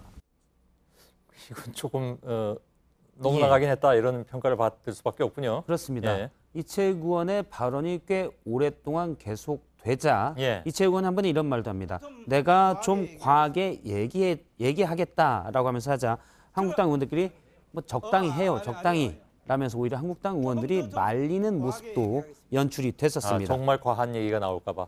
그렇습니다. 그 뒤에 말린 뒤에도 이어간 이채익 의원의 발언은 이런 얘기였는데요. 잠깐 소개를 하면 문희상 의장 경우, 문희상 국회의장의 경우 승승장구를 했다. 뭐 서울법대를 나오고 승승장구했다고 해서 못난 이미자 의원 같은 사람은 그렇게 모멸감을 주고 조롱해도 되느냐라고까지 했습니다. 이것도 어떻게 보면 두둔하겠다고 한 얘기인데 물론 이미자 의원은 병원에 가 있어서 입장을 듣지 못했지만 이게 두둔하는 건지는 좀 의문이 갑니다. 이미자 의원 입장에서는 뭐랄까요, 의문의 일패를 해버린 그런 상황이 그렇습니다. 될 수도 있겠군요. 이채익 의원의 경우 또 전해온 바가 있는데요. 어제 행안위의 법안 소위 의상 일정이 과연 합법적이었냐를 가지고 따졌던 장면을 소개를 해드렸었는데 이채익 의원이 협의냐 합의냐에서 법적으로는 협의지만 관례적으로 합의를 해왔기 때문에 본인은 그 부분을 주장한 것이다라고 알려왔습니다. 해명이군요. 예, 본인의 반론을 좀 전해달라고 했습니다. 알겠습니다. 자, 세 번째 키워드 열어보죠. 세 번째 키워드는 200명 모으기로 잡았습니다. 어디에 200명을 모은다는 얘기죠? 지난 주말에 자유한국당이 서울 도심에서 대규모 집회를 했습니다. 당내에서도 상당히 많이 모였다고 상당히 흡족을 했는데 실제 총 동원령을 내렸다고 제가 이렇게 표현해도 되냐라고 한국당 관계자에게 물어보니까 맞다 그렇게 얘기를 했는데 그래요? 그 관련 문건을 좀 확인을 했습니다. 참석 협조 요청의 문건이 지난주에 각 당원협의회, 그러니까 각 지역구에 있는 당원협의회에 내려갔는데요. 당협별 참석 인원을 취합해서 보고하라 이렇게 돼 있습니다. 취합 인원이 몇 명인가까지 기준이 있었는데요. 그 표를 잠깐 보면 그 뒷장에 나와 있는데 그게 200명이군요. 예, 서울, 경기, 인천 내 원내 그러니까 국회의원이 당협위원장을 맡고 있는 지역은 300명, 원외는 200명을 필히 모집해서 보고를 하라라고 돼 있습니다. 그럼 의무적으로 참석을 해야 된다는 얘기인가요? 그렇습니다. 문제는 200명 모으기가 쉽지 않고 당일 보고로 돼 있는데 200명의 의사를 타진하기도 쉽지는 않습니다. 그래서 제가 한 당협 관계자에게 그럼 어떻게 하냐라고 하니까 우선 당협 소속에 있는 당원들의 명단을 추려서 1차 보고를 하고 나중에 그러면 다 가느냐? 가긴 힘들기 때문에 증빙을 보내서 만들어야 되는데 집회 현장에서 지역구 깃발을 들고 일단 몇몇이 사진을 찍어서 보내면 되는데 배경은 시위하는 사람들이 많은 그러니까 사람 많은 곳으로 찍으면 저 뒤가 다 우리 당협이다. 그래서 200명으로 보고를 할 수 있다라고 방법을 전했습니다. 실제로 그렇게 했나요? 해당 당협에서는 실제로 그렇게 했다고 전했고요.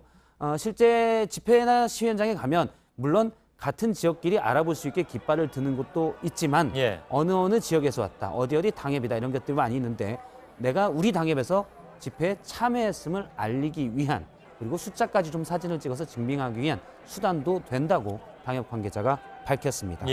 일부 지역에서는 이제 다음 주에도 또 이번 토요일에도 한국당에서 장애 집회가 예정이 돼 있는데요. 이제 농번기인데 좀 바쁘다라는 불만을 표하기도 했습니다. 알겠습니다. 잘 들었습니다. 박성태 기자였습니다.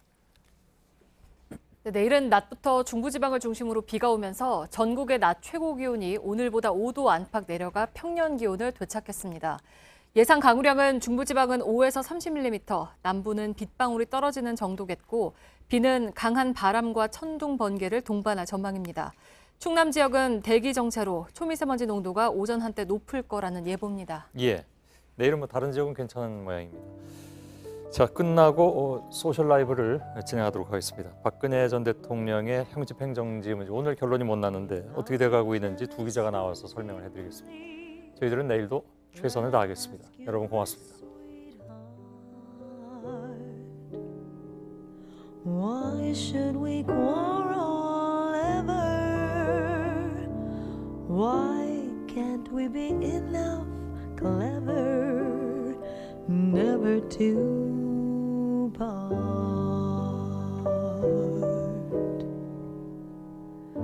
Every time